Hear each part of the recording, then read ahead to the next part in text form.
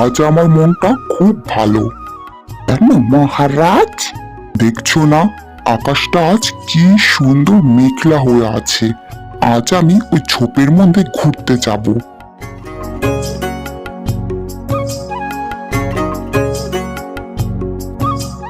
বাহ, আজ আকাশটা কি সুন্দর মেঘলা। কয়টা যদি মাছ থাকতো তবে কষিয়ে রাধা যেত। ঠিক বলেছ, কিন্তু এই বৃষ্টিতে তো কাজ কাম কিছুই নেই। মাছ আনবো কোথেকে? বেশ, তবে জালটা নিয়ে আমি একটু হেঁটে দেখি কোনো পুকুর থেকে মাছ ধরতে পারি কিনা। যাবে? বেশ, তবে যাও, সাবধানে যেও।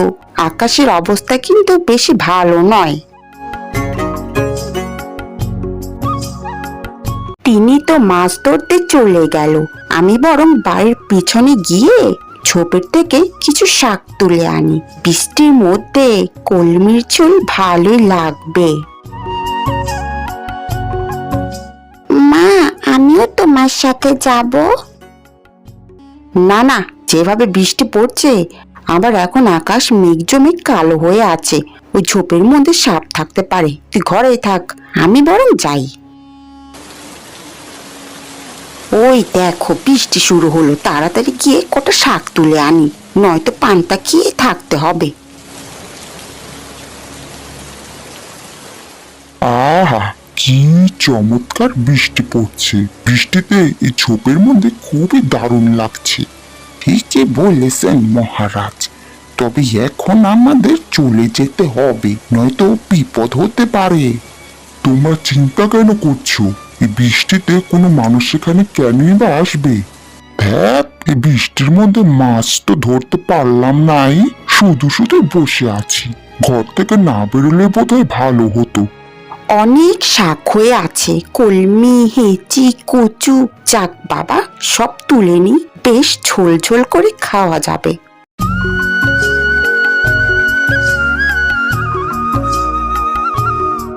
আরে, ঝোপের মধ্যে ওইটা কি? কোনো সাপ নয় তো? দেখি তো। এই তো ধরেছি। আরে, এটা কি? এ তো একটা বিশাল বড় চিংড়ি মাছ। আমাকে ছেড়ে দাও, আমি চিংড়ি রাজ্যের মহারাজ। আমাকে ধরে নিলে আমার রাজ্যবাসী তাদের মহারাজকে হারাবে। ঠিক আছে মহারাজ, আমি আপনাকে ছেড়ে দিচ্ছি। আমরা কখনো চিংড়ি খাইনি তো, তাই ভুল করে ধরে নিয়েছিলাম। তুমি আমাকে ছেড়ে দিলে? তুমি গরিব হলেও খুবই ভালো, কিন্তু তুমি এই বৃষ্টিতে কেন এই ঝোপের মধ্যে এসেছো? ঘরে খাওয়ার কিছু ছিল না, তাই কিছু শাক তুলতে এসেছিলাম। খাওয়ার কিছু নেই, তাও তুমি আমায় ছেড়ে দিলে?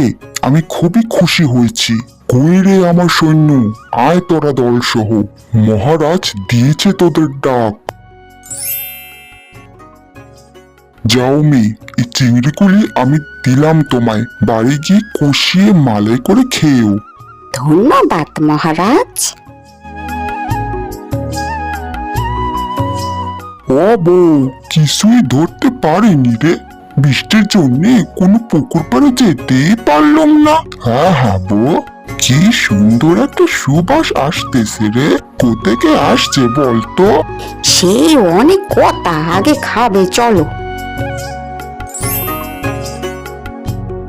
এত বড় চিংড়ি, এত বড় চিংড়ি মাছ তো আমি জীবনেও দেখিনি রে। সব হয়েছে চিংড়ি মহারাজের দয়ায়। আজ তোর জন্য আর চিংড়ি মহারাজের জন্য এত বড় মাছ খেতে পারলুম রে বউ। বন্ধুরা, গল্পটি তোমাদের কেমন লেগেছে? যদি ভালো লেগে থাকে তবে চ্যানেলটি সাবস্ক্রাইব করে আমাদের পাশেই থেকো।